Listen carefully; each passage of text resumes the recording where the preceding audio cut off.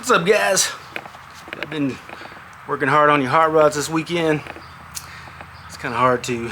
Been hot and shot. Got the fan turned on pretty good, but I'm gonna get ready to do some painting in the trunk. I bought some Le Mans blue. That's the color I'm gonna go over the car. But for right now, I'm gonna do the trunk area, and then the door jambs underneath the hood.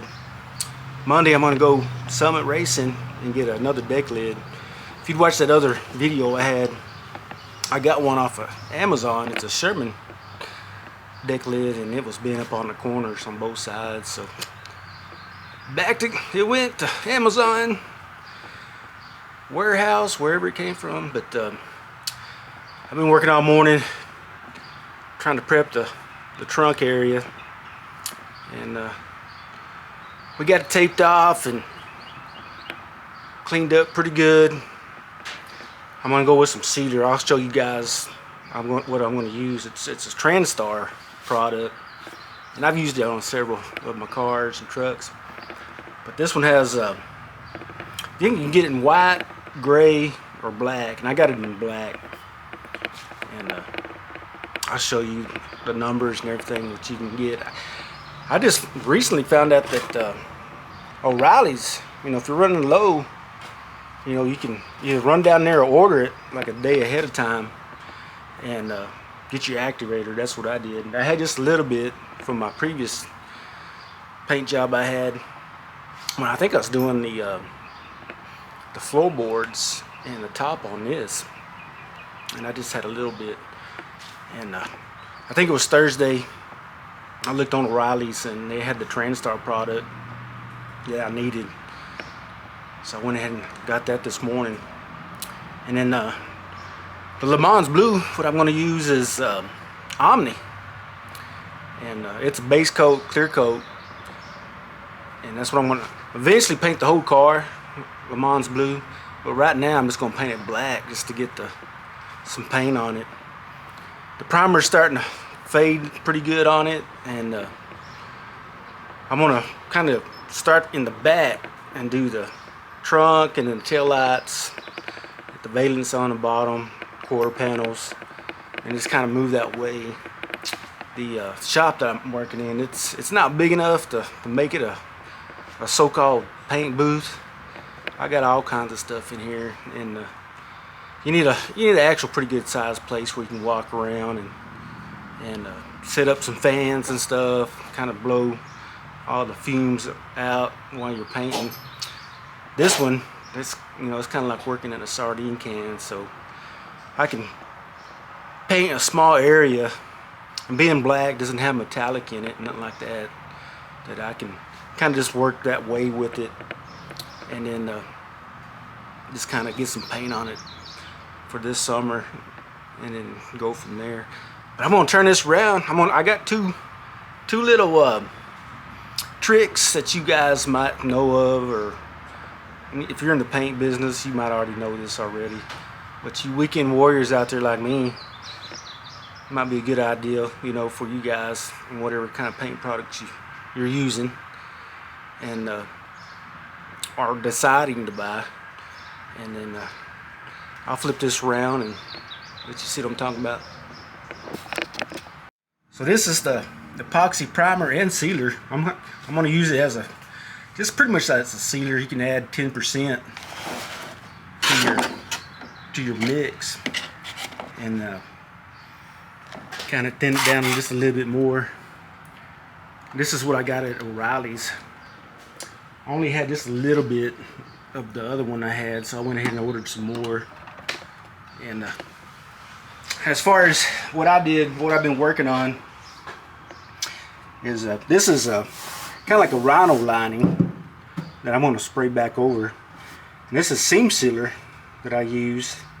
And I was going to tell you guys, if it's not working out, it's not smoothing out like you want it, you can spread it on with some latex gloves, and then you can wet your fingers while you have the latex gloves on with some reducer, and you can smooth it out like you want it. And I did it on pretty much every panel. And then after that, you can let it dry If you watch my other videos, there's spot welds all the way down this, and when you use that sealer, you can go back over with your glove and you kind of smooth it out with that reducer. That helps quite a bit. And then also, instead of using like masking paper like this, which is good because I use it quite a bit. You can probably get this O'Reilly's. I think I got this off of Amazon. And then use aluminum foil. That way you can wrap around whatever wires you got, and it'll stay in form. You don't have to use tape. And that's what I did on here. You know, you can kind of go around whatever pieces of metal, and that way you don't have to use you know, masking paper or tape or whatever.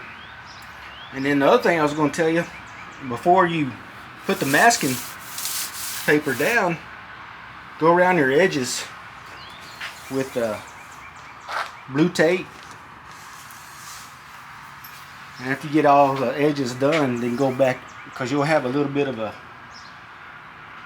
little gap where you can put your masking tape and your actual blue tape, and you won't have to be so perfect.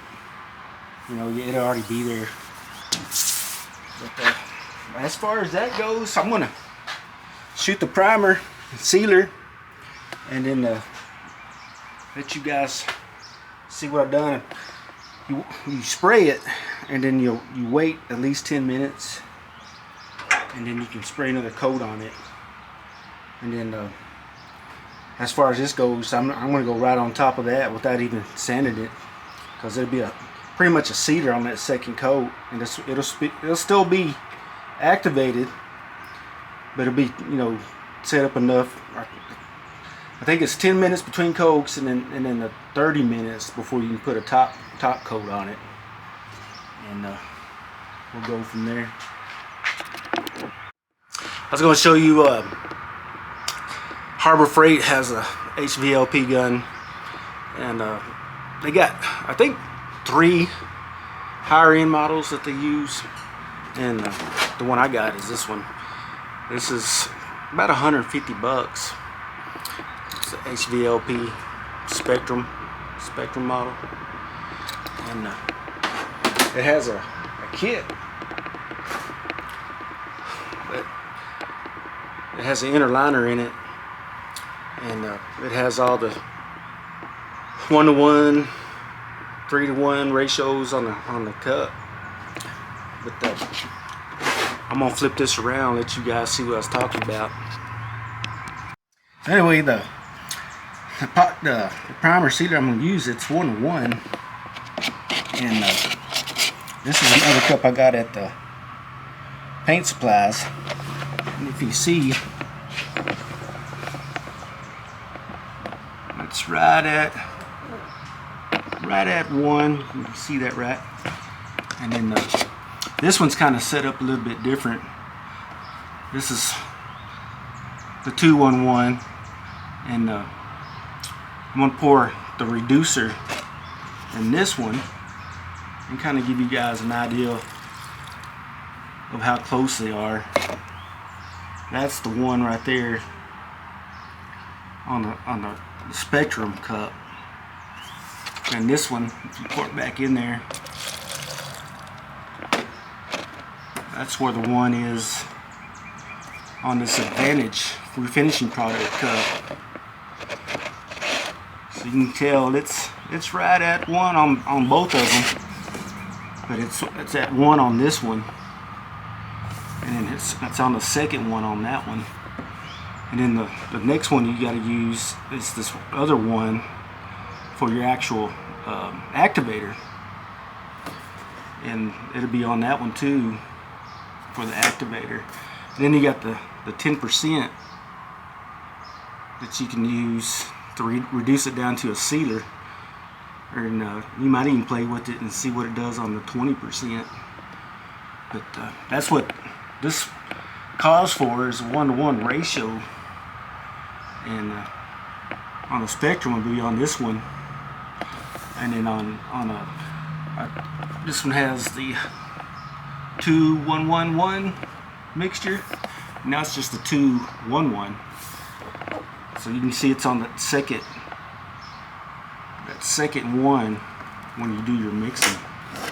To kind of give you guys a heads up, you might kind of experiment and leave comments down below on what you guys find out about different types of mixing cups. I had a stick, I couldn't find it, that you put the actual stick inside the whatever cup that you might have that doesn't have any kind of ratios on it, and see what that one reads compared to these other two.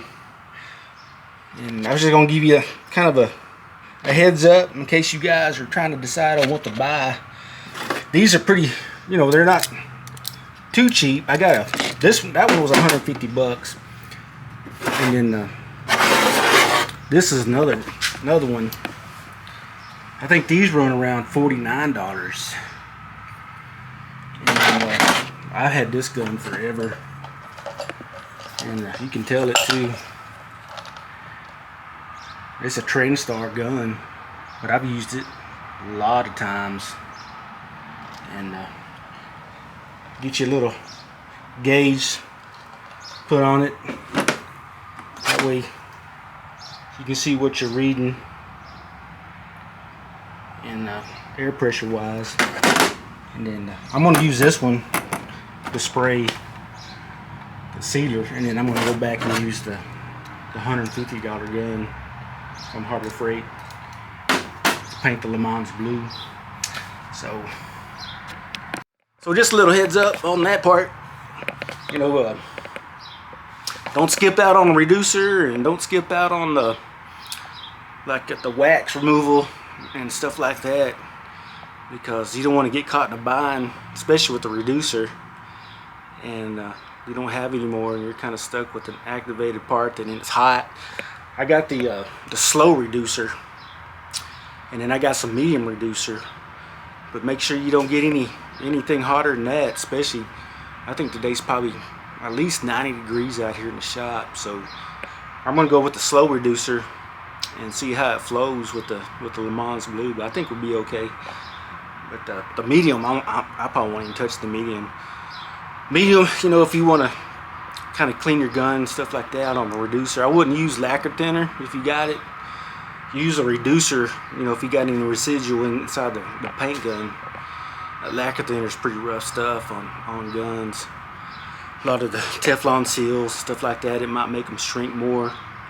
You just don't know about these cheap guns, you know, and the cheap products they use. But as far as using it for a hobby, you know, just try to take care of it best you can. Other than that, let's get it.